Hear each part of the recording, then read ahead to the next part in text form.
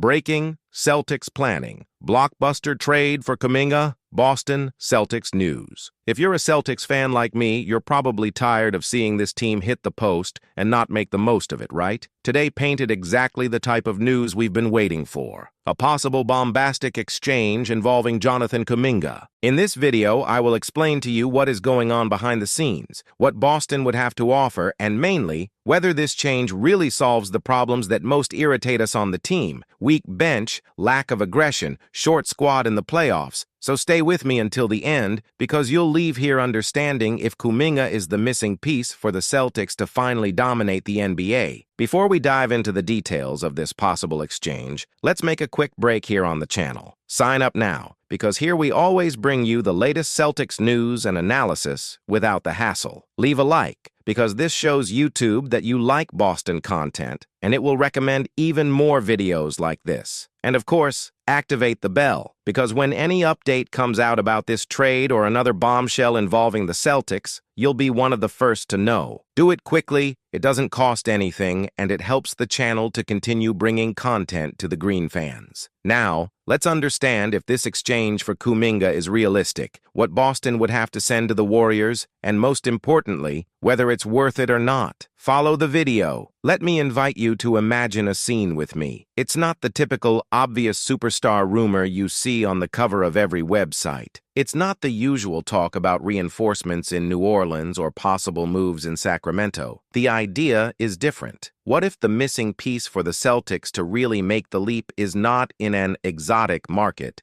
but precisely in a place that everyone knows, but not everyone is looking closely? The Bay Area, home of the Golden State Warriors. While much of the basketball world remains fixated on the same names as always, on the big stars who sell shirts and attract audiences, there is an alternative scenario forming. It's not as noisy, it doesn't have as much media smoke, but it could be as or more impactful than several recent blockbusters. At the center of this story, a name appears that, if you like modern basketball and follow the NBA closely, must have caught your attention at some point: Jonathan Kuminga. Kuminga is only 22 years old, but he carries with him exactly that package that makes any general manager's eyes light up. Elite athlete, body prepared for the intensity of the playoffs, ability to defend multiple positions, explosiveness to attack the basket, energy to run the entire court. In some games for the Warriors, he has already shown how he can change the dynamics of a match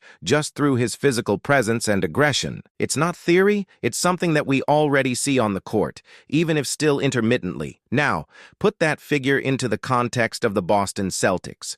You have a team that has been knocking on the door for years. They reach the conference finals, they fight at the top, but they always leave that feeling in the air that a small adjustment is missing, a specific piece to transform a contender into something even more threatening. It's not a broken cast, far from it. It's a strong squad, but at certain times it seems to repeat the same problems. Difficulty in attacking the rim in sequence when the attack stalls, lack of an extra athletic body to alleviate the defensive load of Tatum and Brown, lack of someone who sets a different physical rhythm in big games. It is in this space between very good and unstoppable that Kuminga's name enters as a tempting possibility. Not as a savior, not as the first offensive option, but as the piece that can change the tone of a playoff series. Imagine a decisive game in which you can play with Jaylen Brown, Jayson Tatum, and Jonathan Kuminga together, all capable of scoring, switching everything, contesting shots, running the transition, and still punishing the opposing defense physically. Technicians on the other side lose sleep over this type of combination. Of course, not everything is perfect. Kuminga still has an irregular three-point shot, with moments in which he seems very reliable and others in which he accumulates errors. Reading the game is sometimes hasty. He makes decisions that leave the fans sighing deeply and questioning his choices. But honestly, it's part of the package for a young player who is still growing within the league. What weighs in the balance is the set, what it already is today and what it could become in the coming years, especially in an organized and competitive environment like Boston. When we look beyond the technical and tactical part, we enter a territory that often defines whether an exchange is possible or not: financial. Kuminga's contract situation is delicate for Golden State, and it already impacts the salary cap significantly and will soon require a heavier decision. For a franchise steeped in luxury tax, still trying to make the most of Stephen Curry's final years at a high level, every pick counts. Keeping a talented young player is expensive. Changing this talent also has a price, but it opens up other alternatives. That's exactly where the Celtics come in with a proposal that, in theory, could make sense for both sides. By sending a long, hefty contract like Sam Hauser's toward the Warriors and getting back Kuminga, who is approaching an expiring scenario, Boston gains something that in recent seasons has been gold in the league: flexibility. The chance to reorganize the payroll, alleviate long-term commitments, and maintain space for future maneuvers is as important as acquiring a good player. On a team already dealing with several hefty contracts, any planned relief is a game changer. And it's not just Kuminga who joins the conversation. There is also the figure of Kyle Anderson. He's not the type of name that blows up social media, but when you look at champion teams, almost all of them have someone with that profile. Intelligent player who doesn't need a volume of shots to be useful, knows how to pass, understands the timing of the game, positions himself well in defense, makes correct coverage, cuts passing lines, doesn't force his role. In the type of environment that Boston has built, with defined stars and a recognizable system, Anderson would be that silent link that unites the pieces, that makes the attack flow and the defense maintain cohesion even when the main figures are resting. Anderson's contract, with a further year partially guaranteed, still brings another layer of flexibility. It is a piece that does not hold back the future. On the contrary, it helps to keep it open. When we add Anderson and Kuminga into the same equation, we see a package that is not only exciting in terms of talent, but also smart financially, as long as the cost of bringing them in isn't too high on Boston's side. This is where the most sensitive part of this entire discussion comes in. Who would the Celtics have to put on the table for Golden State to actually sit down and agree to negotiate? Kuminga is not an expendable player. As much as there is frustration with the pace of his evolution, as much as there are internal doubts, he still carries a market value that draws the attention of half the league. The Warriors aren't just going to give him up without receiving something that makes sense for the present, and ideally, the future as well. When you start listing possible names, the conversation changes tone. Hugo Gonzalez emerges as perhaps the franchise's most valued young asset at the moment. Putting him in a package sends a clear message. Boston would be willing to bet big now, but this decision has consequences. Gonzalez is still at the beginning of his career, but he has the potential to be an important starter in the coming years. Do you exchange this for a player who, in practice, can only stay for one season if the renewal does not happen under the desired conditions? This is the kind of question that makes the exchange fascinating and scary at the same time. Neemias Queta appears as another delicate point. In a squad that no longer has safe options for the big box, giving up the most promising young pivot could create a hole that will be costly down the road, especially in long series against physically strong opponents. If the franchise's management itself has spoken about the importance of strengthening the front court, including Queta in a package of this type would almost be a movement in the opposite direction to what is said publicly. Jordan Walsh, for his part, seems like that middle ground that always appears in these discussions. He has already shown defensive impact, energy, desire to score, reading to bother opponents. At the same time, he is still in his infancy offensively, far from being a complete player. For Golden State, which still hopes to compete at a high level while Curry is in shape, the question remains whether it makes sense to trade a more physically ready young man, like Kuminga, for someone who is a few steps behind in terms of development. Chris Boucher appears as an option in another type of logic. It is not a long-term project, but rather a player who enters the court and contributes immediately. He offers rim protection, grabs rebounds, runs, competes, knows what to do on the court. For a team in need of depth in the paint and help now, there is a lot of value in this profile. In some circumstances, a solid veteran weighs more than a youngster who still needs to be polished. All of this happens while another element hangs in the air: competition. If, at some point, the Warriors make it clear to the market that they are willing to listen to offers for Kuminga, you can be sure that Boston will not be alone in that line. Franchises with a pile of draft picks and promising youngsters will move quickly. Teams with a title schedule compatible with a 22-year-old player, such as the Thunder or Spurs,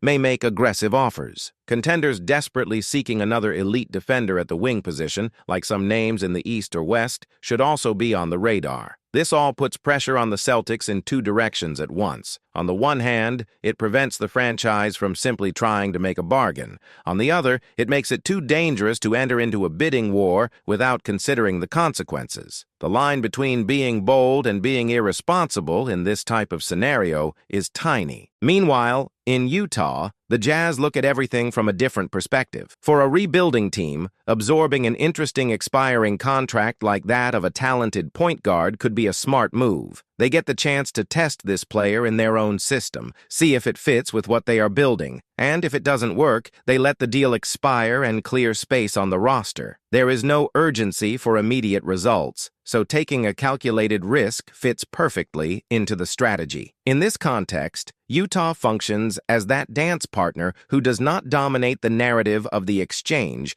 but without whom the entire step does not happen. Putting all this on the scale, the question that really matters to you, the fan, is it worth it? In my view, the answer needs to be divided. Looking for Kuminga makes sense. He is exactly the type of winger who changes the physical and defensive level of an already strong team. Along with Tatum and Brown, he could form a perimeter trio that commands respect in any playoff series. The presence of Kyle Anderson as a complement makes the rotation even richer and more intelligent. And the potential financial relief that comes along with the trade gives Boston breathing room for the near future. The big question is how far to go to make this happen. If the cost involves giving up everything that is most valuable in terms of the future, like Hugo Gonzalez, for example, the risk becomes enormous. You can, yes, make an immediate leap in quality, but you are extremely exposed if things don't go as planned, whether due to technical fit or contractual issues. On the other hand,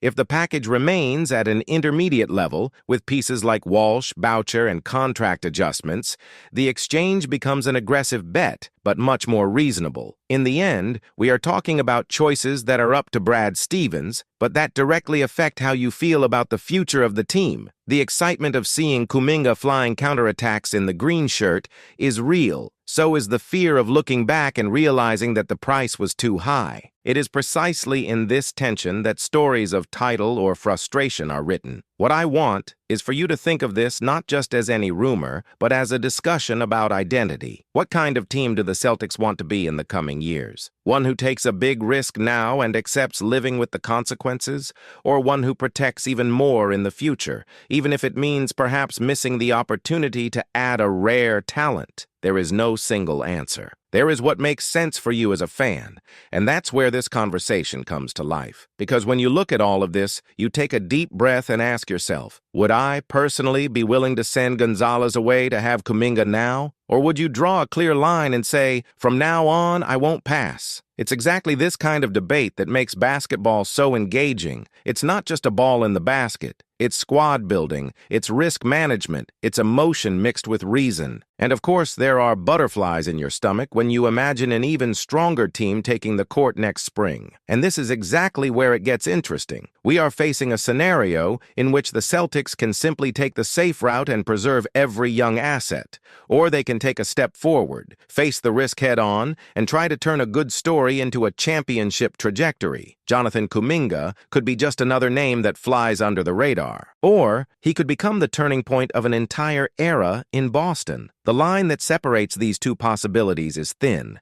It requires courage, coolness, and a perfect reading of the context. And whether you like the idea or not, one thing is certain. If this conversation one day leaves the field of theory and becomes headlines, no one will be able to pretend they weren't warned. Now I want you with me in this. Once you finish this video, go straight to the pinned comment and click on the Celtics Analysis playlist. There I delve into other exchange scenarios, break down tactical adjustments, talk about rotations, squads, contracts, and everything that can bring Boston closer to a title. If this type of analysis makes sense to you and you want to follow every possible movement of this franchise, the next stop is there. Pinned comment, Celtics Analysis playlist, and we continue this conversation with even more details.